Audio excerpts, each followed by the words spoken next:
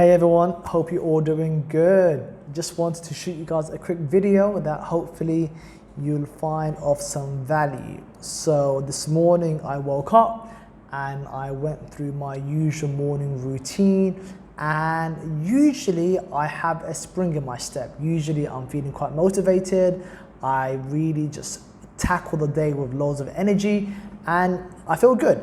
But today, as it happened, I was feeling a bit crap about myself. I was feeling a bit down, really demotivated. I didn't want to do anything. Even though I had this long to-do list that I prepared the night before, I really didn't want to do anything. All I wanted to do was just sit on my couch and get some ice cream from the fridge or something and binge on Netflix. That's what I felt like doing. Okay, and I could have actually indulged in my feelings. There was nothing stopping me from indulging in that feeling and really just spending my day eating ice cream and watching Netflix. Right? That doesn't sound like a bad day, does it? But what would have happened if I indulged in that feeling is that feeling of demotivation would have actually spiraled out of control in a negative way. And that feeling would have turned into something a lot deeper, and it would have gone from, instead of being just a fleeting feeling or a temporary feeling, it could have really just made my day really crap. I was feeling crap about myself in that moment, or in that hour, and that hour could have just dragged on and ruined my entire day. Yes, it would have felt good to actually indulge in that feeling, and I'm not going to try and pretend that I've not done that in the past. No, I have, and I think we all have, right? But if you indulge in that feeling, it feels, you feel some pleasure for like a brief moment, but afterwards, you always feel a lot worse, right? You always feel 10 times worse.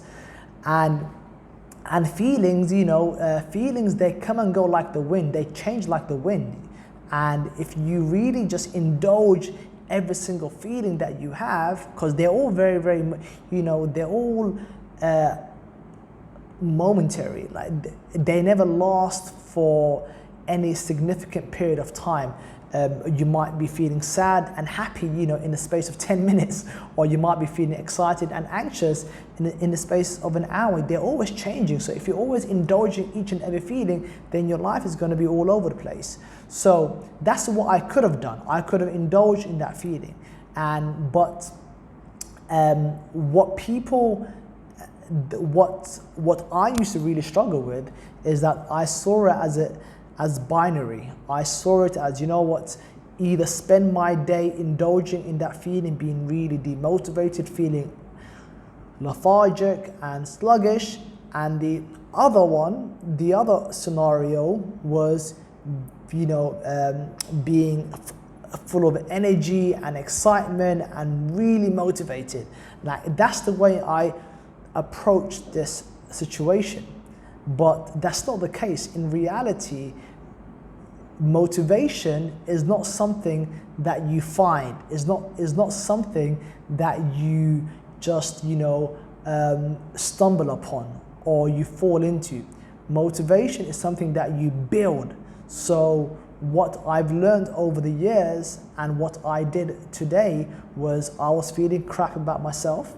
I was feeling a bit down and demotivated, and what I did was I built my motivation step by step in very small, incremental, atomic steps. So really, I went in really, really low, as small as possible, because these small things we can do.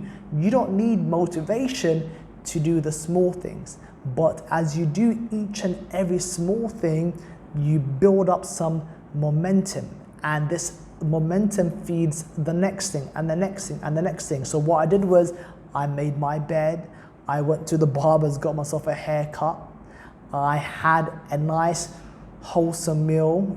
I had a big bottle of water. I did a quick exercise in my home gym.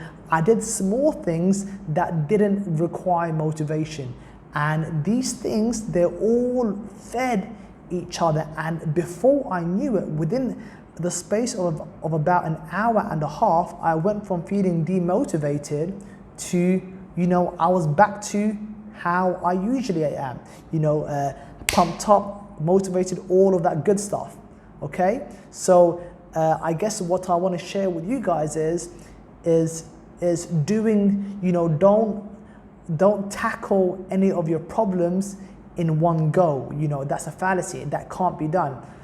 How do you eat an elephant one bite at a time, as they say? So, and same goes with motivation. You build it step by step, okay? And same with stuttering. Now, obviously, stuttering is something that is kind of intertwined with motivation and life. So you might be having a bad stuttering day, and that bad stuttering day can turn into a bad stuttering week because you're indulging in all of those negative feelings. Oh my God, I can't believe I'm having a bad day. I can't believe this is happening. Oh my God, that meeting was terrible.